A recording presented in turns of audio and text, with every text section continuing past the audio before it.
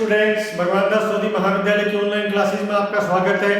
BSc part first का simplex से related अगला वीडियो बना रहा हूं। This is the most important question which we have done in previous video. हमने पिछले वीडियो में कंप्लीट किया था।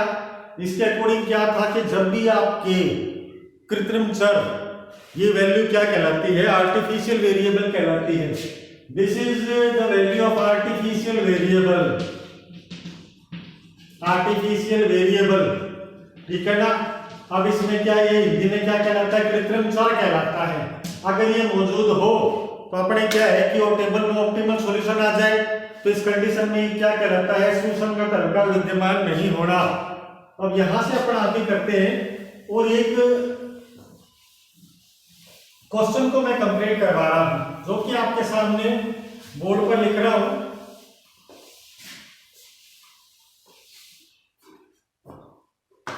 ठीक है,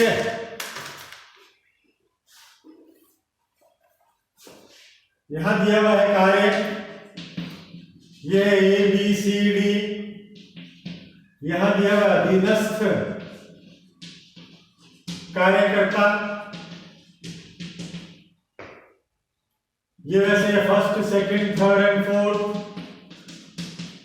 यहां पर वैल्यू है 8, 26, 17, 11, 13, 28, 4 और 26, 38, 19, 18 और 15, 19, 26, 24 और 10। ठीक है ना। ये सभी तरह के डाटा आपके सामने लिखे हुए हैं और चैप्टर का नाम है नियतन समस्याएं। तो यहां पर मैं थोड़ा लिख देता हूं, ये वैल्यू क्या दे रखी है नियतन समस्याओं की। पहले तो क्वेश्चन देख लो, काफी बड़ा क्वेश्चन दिया हुआ है, इसको मैं पढ़कर बता रहा हूं। ठीक है, स्क्रीनशॉट ले लो, बहुत इंपॉर्टेंट है।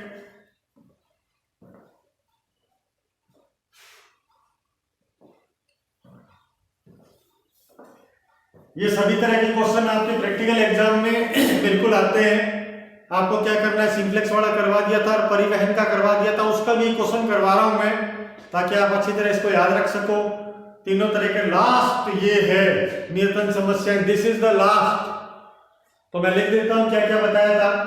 पहला बता दिया आपने ग्राफ विधि बता दिया, बिल्कुल टिक कर लो ये। दूसरा क्या बता दिया? सिंप्लेक्स मेथड बता दिया, जिसमें विकल्प वगैरह सभी आ गए। अगला क्या बता दिया था? परिवहन समस्या बता दिया था। अगला क्या है? ये बीच में लिखा हुआ है नियतन समस्याएं, तो इसको ही मैं बताने जा रहा हूं।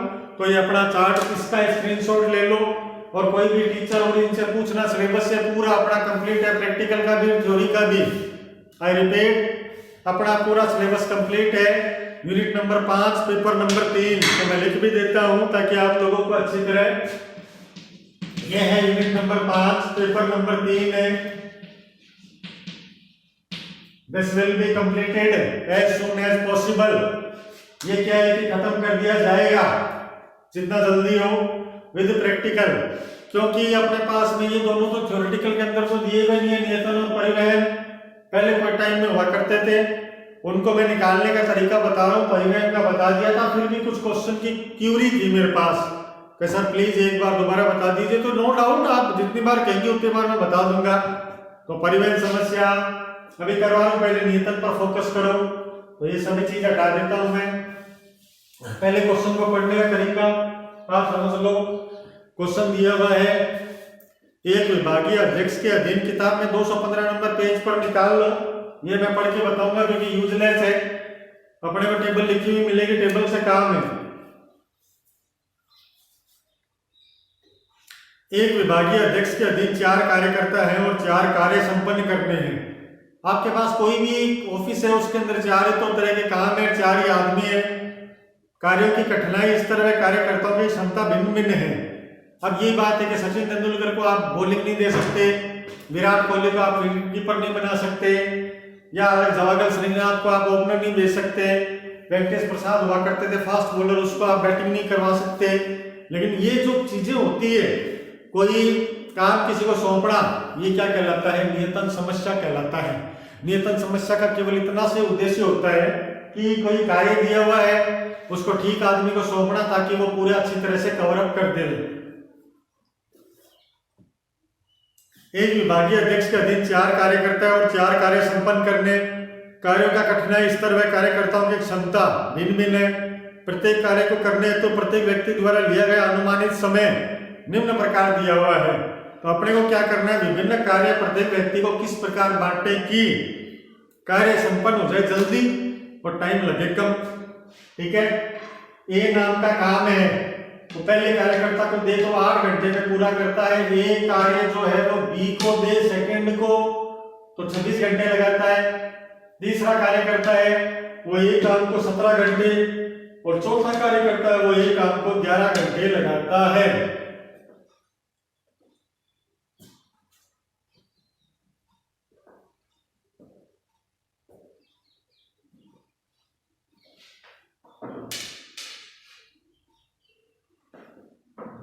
ये सब चीजें क्या कहलाती है, पढ़ने का इसको तरीका।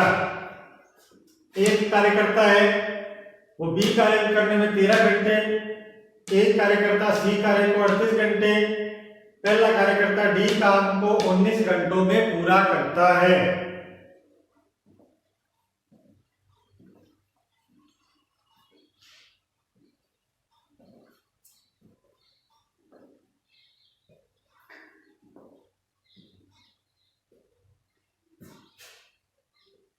अगला सेकंड नंबर है वो ए कार्य को 26 में, सेकंड नंबर बी कार्य को 28 में, सेकंड नाम का आदमी सी कार्य को 19 घंटे में और सेकंड नाम का आदमी डी कार्य को 26 घंटे में पूरा करता है।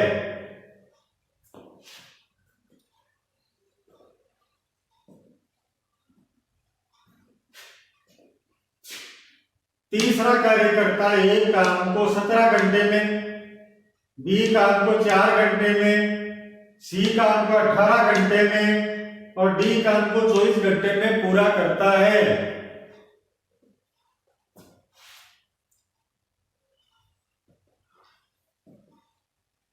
और डी 4 नाम का आदमी ए काम को 11 घंटे में, बी काम को 26 घंटे में, सी काम को 15 घंटे में और डी काम को 10 घंटे में पूरा करता है।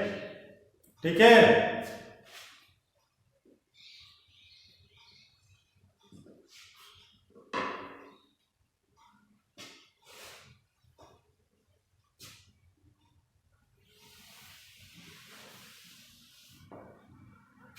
अब इन सबको हटा देता हूं, ये पढ़ना तो आ ही गया, इसको शॉर्ट में लिख दूंगा। तो अपना क्वेश्चन क्या है, क्वेश्चन है नियतन समस्या का, वापस लिख रहा हूं क्वेश्चन को। क्वेश्चन है 8, 26, 17, 11, 13, 28, 4, 26, 38, 19, 18, 15, 19, 26, 24 और 10। ठीक है ना। सबसे पहले आपके सामने ये कोई भी प्रश्न दिया हुआ है, नियतन समस्या को हल करना बता रहा, बहुत सिंपल है। आप सभी लोग बार बार प्रैक्टिस करेंगे। नियतन समस्या को हल करने के लिए सबसे पहला क्या कहलाता है, पंक्ति समानयन। पंक्ति समानयन का अर्थ क्या होता है, पंक्ति में न्यूनतम एलिमेंट को घटा दो, पंक्ति में न्यूनतम अवयव को घटाएंगे, न्यूनतम अवयव को घटाएंगे। Is that clear? ओके।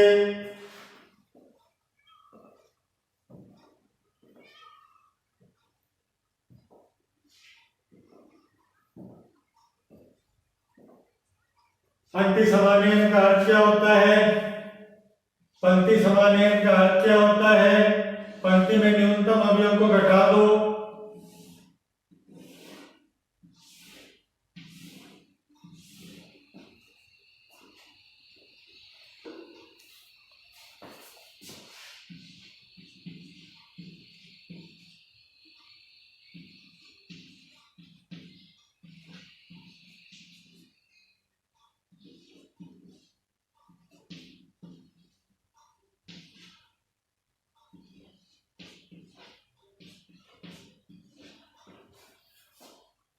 पंक्ति समानयन क्या होता है, इस पंक्ति में न्यूनतम अवयव कौन सा, 8, 8 को पूरी लाइन में से घटा दो, 0 आएगा, 18 आ गया, 9 आ गया, 11 आ गया। चेक कर लो आराम से, यहीं पे चेक करना, कोई भी बात की बात नहीं है।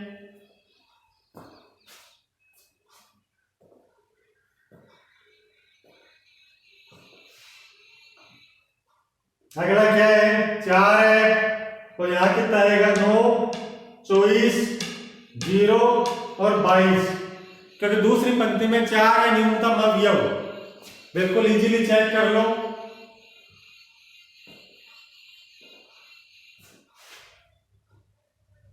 तीसरी पंक्ति में कितना लिखा हुआ है, 15, 15 घटा दो, 23 आ गया, 4 आ गया, 3 आ गया और 0 आ गया। बिल्कुल चेक कर लो। पंक्ति समानयन का अर्थ क्या होता है, पंक्ति को घटाना, पंक्ति में न्यूनतम अवयव को आपस में घटा देना, ये वर्ड कहलाता है पंक्ति समानयन। अगला क्या है, 10 है, तो यहाँ कितना आएगा, 9, 16, 14 और 0, ये कहलाता है पंक्ति समानयन।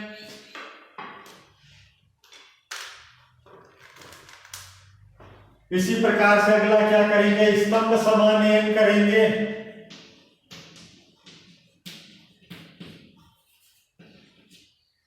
उसके लिए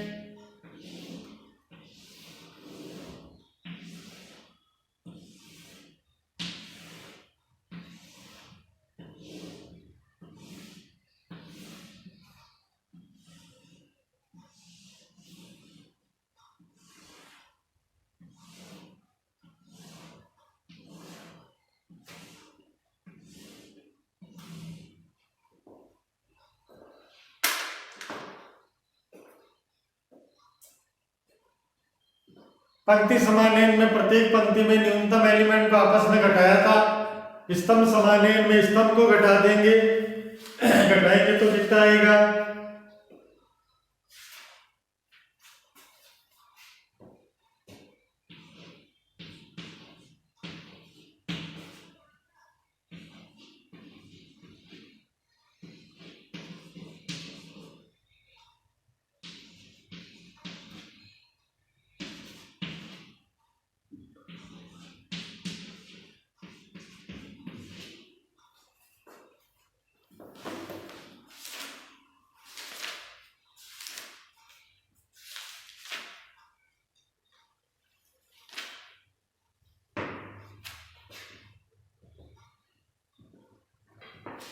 पंक्ति समानयन में पंक्ति में न्यूनतम एलिमेंट 0 है, 0 को पूरे में घटा दो तो ये लाइन आएगी वापस, आराम से चेक कर लेना। पहले क्या बना है, पंक्ति समानयन, अब कर रहे हैं स्तंभ समानयन। 4 मिनिमम है, पूरी लाइन में घटाओ तो 14, 20, 0 और 12 आएगा।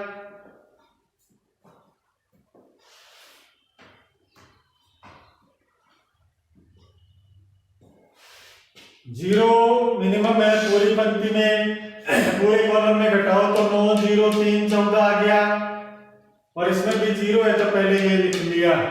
आराम से चेक कर लो पंक्ति समानयन और स्तंभ समानयन में। सबसे पहले अपने प्रश्न को चेक कर लेंगे, चेक करने के बाद अपने को पता चलेगा कि ये क्या है, नियतन समस्याओं का क्वेश्चन है, तो अपन किसी भी तरीके से उसको हल करने से पहले आप इसको क्या कर लोगे, m क्रॉस m की मैट्रिक्स में चेक कर लोगे। ये सभी क्वेश्चन कब शुरू करने हैं, जब ये कौन सी मैट्रिक्स दी हुई हो, m क्रॉस m का मैट्रिक्स हो, अगर नहीं है तो अपन बना लेंगे।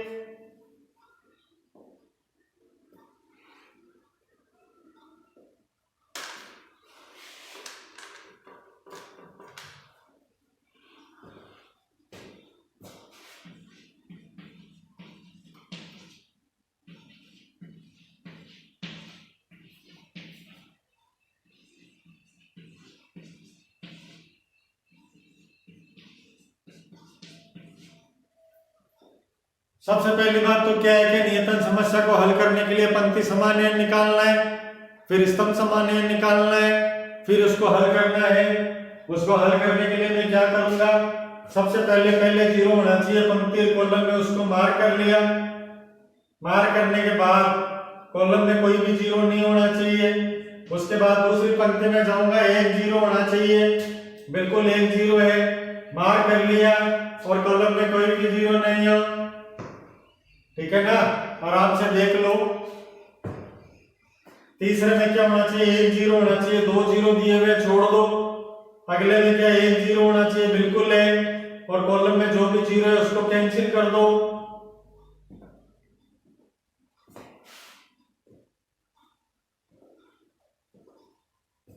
अब स्तंभ में चलेंगे, स्तंभ में एक भी जीरो होना चाहिए, नहीं है, छोड़ दो। इसमें आए तो एक जीरो दिख गया, इसके कॉलम में कोई भी है नहीं है, काट दो, ये कोई भी जीरो शेष नहीं बचा। ये सॉल्यूशन ऑप्टिमल कहलाता है। कहने का मतलब क्या है कि अपने 4x4 का मैट्रिक्स है, तो 4 तरह के डब्बे होने चाहिए अपने सामने। 4 तरह के क्या होने चाहिए, इस प्रकार से ढके हुए। तो वो कौन से लिखे हुए हैं, 1 नंबर, 2 नंबर, 3 नंबर और 4 नंबर। ये चारों आगे, अपना सॉल्यूशन ऑप्टिमल हो गया। सॉल्यूशन कौन सा होगा, ये वाला मार्क कर दो, 1 नंबर है, ये 2 नंबर है, ये 3 नंबर है, और ये 4 नंबर है। तो ये किस प्रकार से हल होगा, इसको हल करने का तरीका क्या कहलाएगा, यानी पहले प्रकार के जो अपने जो भी आदमी है उसको कौन सा काम दोगे, पहले को पहला, दूसरे को कौन सा दोगे, पहले को ए नाम का टास्क है, दूसरे को सी है, तीसरे को बी है, और चौथे को कितना है, डी है। तो कुल में कितना है, 8, 4, 19 और 10। इनको जोड़ लो, ये अपना एस्टिमेटेड टाइम आ जाएगा, और इस टाइम में अपना टास्क का कंप्लीट होगा। अब ये वाली चीज किसी के समझ में नहीं आती तो अपन दोबारा कर लेते हैं, बाकी अगले वीडियो में देख लेंगे। तो इनको काटने का तरीका क्या होगा, सबसे पहले आप क्या करोगे, पंक्ति समान्वय निकाल लिया, स्तंभ समान्वय निकाल लिया।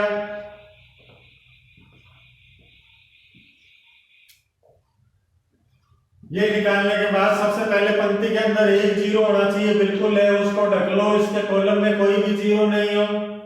पहले सारा काम पंक्ति में खत्म करेंगे।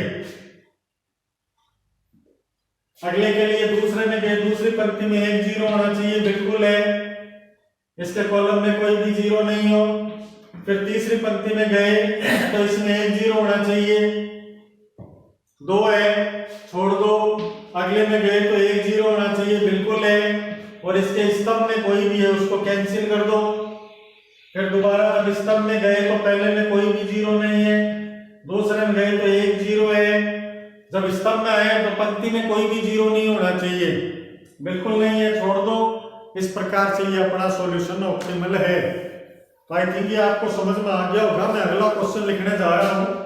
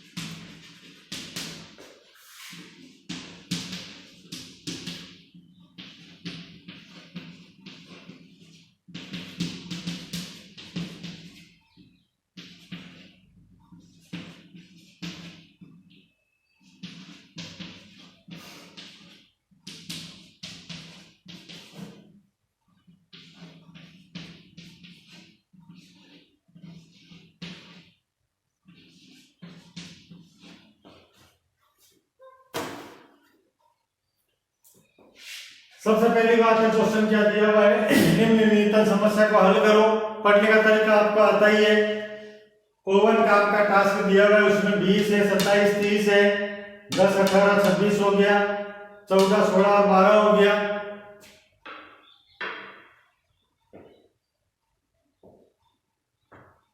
सॉल्यूशन निकालने के लिए पहला क्या होगा, पंक्ति समान n की वैल्यू निकालेंगे।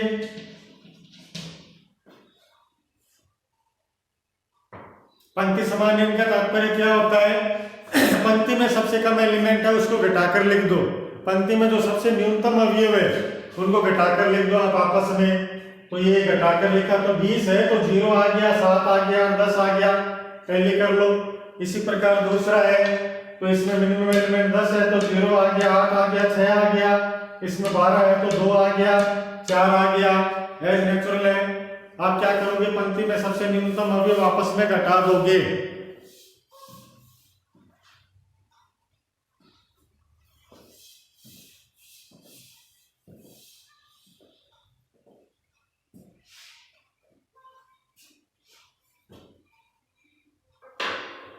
अगली वैल्यू क्या आएगी, स्तंभ समान n की, स्तंभ समान n में स्तंभ को घटाओ, मिनिमम एलिमेंट स्तंभ को घटाओ तो ये कितना आएगा, 3, 4 और 0, ये कितना आ गया 10, 6 और 0, बिल्कुल ओके है। ये क्या कहलाएगा, स्तंभ समान n।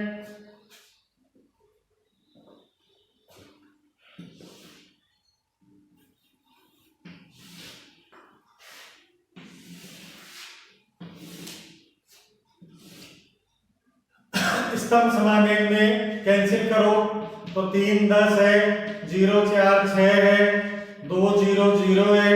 सबसे पहले कॉलम पे चले, पंक्ति में चले तो 1, 0 दिख गया, बाकी कॉलम में जो भी 0 है उनको कैंसिल कर दो, बिल्कुल चेक कर लो आप। उसके बाद दूसरी पंक्ति में चले कोई भी 0 नहीं है, तीसरे में चले 2 है, छोड़ दो, फिर स्तंभ पे आओगे, कोई भी 0 नहीं होना चाहिए, बिल्कुल नहीं है। उसके बाद दूसरे पे है तो 1, 0 दिया हुआ है, इसके कॉलम में है जो भी उनको काट दो।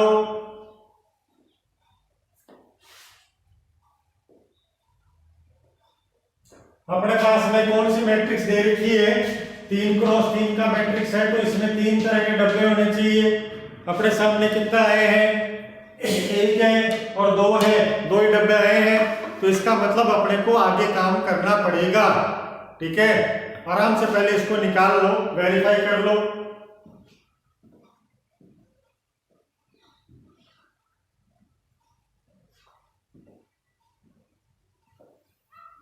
सबसे पहले क्या किया था आपने, इसका कॉलम वाला निकाला, रो एलिमिनेशन किया, यानी पंक्ति समान n और स्तंभ समान n किया। पंक्ति समान n का अर्थ क्या होता है, पंक्ति में न्यूनतम एलिमेंट को आपस में घटा दिया। स्तंभ समान n का अर्थ क्या होता है, स्तंभ में न्यूनतम एलिमेंट को आपस में घटा दिया। उसके बाद आपने लिख लिया, लिखने के बाद चेक किया तो आपके सामने ये आया कि इसमें एक डब्बा शेष रह गया था, 1 और 1 2 बनाए, अपने अकॉर्डिंग कितना आना चाहिए, 3 क्रॉस 3 है तो 3 डब्बे आने चाहिए। अब उसके लिए क्या थोड़ा लेंथी प्रोसेस है जो कि मैं अगले वीडियो में बताऊंगा। इसको यहीं पे स्टॉप करते हैं, ये अपना अगला वीडियो का मेन फोकस रहेगा, तो मैं इसको बिल्कुल आपके सामने बना दूंगा, बिल्कुल क्रॉस करके। तो ये सभी मैं एक बार हटा देता हूँ, क्योंकि कोई भी तरह का जब आप क्वेश्चन करते हो तो उसके लिए काफी इससे पहले वाला जो भी नियतन का बताया था उसको कंप्लीट कर लेना। 2 ही प्रकार के होते हैं, तो मुझे नहीं लगता कि अगले वीडियो के बाद कभी भी किसी को दिक्कत आएगी।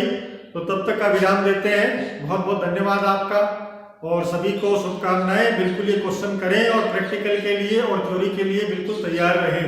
धन्यवाद।